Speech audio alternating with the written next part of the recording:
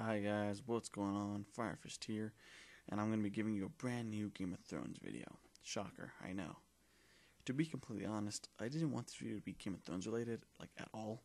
I wanted to do a Batman video, but I guess I'll just save that for later. It's going to be awesome, trust me. But for right now, let's dive right into Coldhands and see who he or she could possibly be. So, Coldhands is a pretty badass character that only exists in the book. But don't worry, he's not in the show, and it's not even a main character, so there's no spoilers here.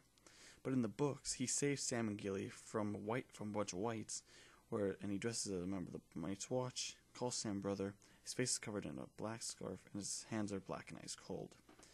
He rides a giant badass elk and brings Sam and Gilly to one of the 19 castles along the wall, and brings Bran to the Three-Eyed Raven, or Three-Eyed Crow, whatever you want to call him. He's not in the show, which is kind of disappointing, and to go more into his entire background and everything, check out RedTeamReveiws video. I'll put a link in the description. He gives a pretty good analogy and a pretty good history, and he even gives some theories about who he could possibly be. So go check out his videos. He's pretty awesome at what he does. Now, one of the strongest possibilities of who this could have been was Benjen Stark, Ned's younger brother. We saw him in the first couple episodes of Season 1. But that was shot down recently when an editor asked in Green, "Hey, is this Benjen?" "I think it's Benjen." To which George replied, "No." Which is really disappointing, and it was a sad and awesome theory that Benjen was dead and was actually helping the Night's Watch. But personally, I think that Coldhands is actually the last hero, the North's version of Azor Ahai, who beat the White Walkers and the others for the Battle of the Dawn. Let me go into a little bit more detail about who that is.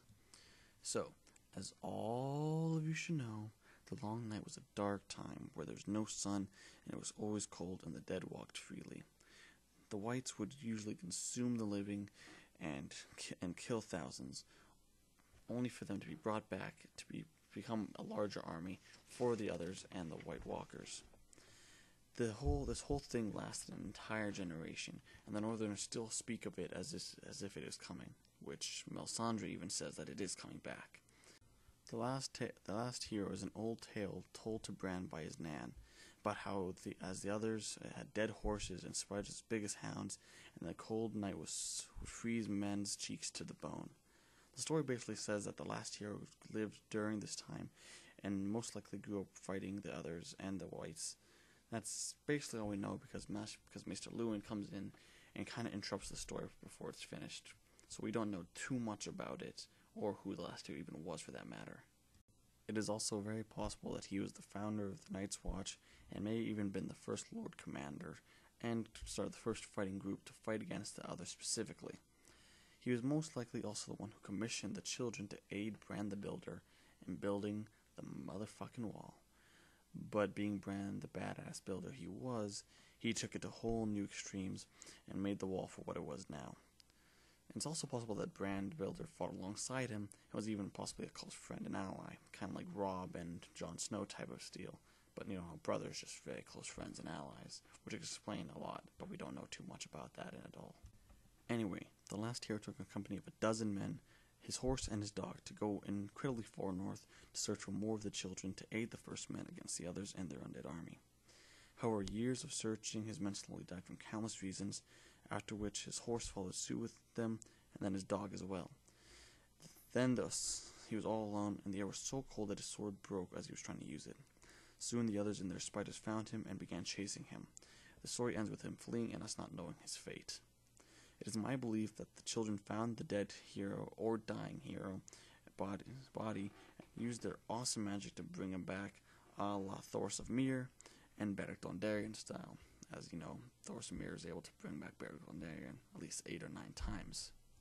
And when he comes back, his hands are black and ice cold.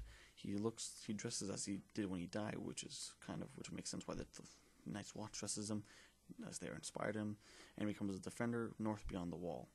Now, this is all opinion-based, there's no basis or fact, but if you really look at it, it could possibly happen. Again, this is just a huge theory of mine, but it's just that, a theory. But there's some supporting evidence that could support it in both myth and mythology of the North. However, after the events of the Red Wedding, George, he could pull a fast one and say that, "Oh yeah, it is Benjen."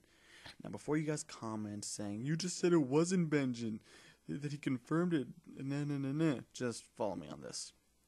Yes, it is safe to assume that Benjen is dead, and that he's not Coldhands. However, Coldhands, he did not confirm that he's not Benjen. Now, let me explain. There's a person on a place called the Quiet Isle that is in the Riverlands, he's a member of the faith, and he's known as the Elder Brother. He says that he died at the Battle of the Trident. Now, this is clearly a metaphorical death of him living his second life here and peacefully.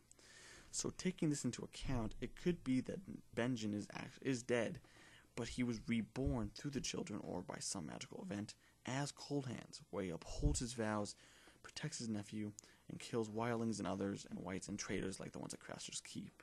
Or I could be reading too much into it. Who knows? However, another possibility of who he could possibly be is legendary Night's King, who turned the watch into his own personal army and began fucking a female White Walker, and then had to be taken down by the Starks and the King Beyond the Wall. And after his death, he seeks redemption by fighting all things evil and treacherous, and even helps out Bran, the Three-Eyed Raven, or Crow, or whatever one you fucking call him. But who do you guys think Coldhands could be? Is it the Last Hero, Benjen, the legendary Night's King, or maybe it's Ned Stark Headless? Who the fuck knows? But that's all I have for information. But anyway, that's my time. Thanks for watching. Don't forget to like, comment, and subscribe for more. And I'll see you guys next time. Peace.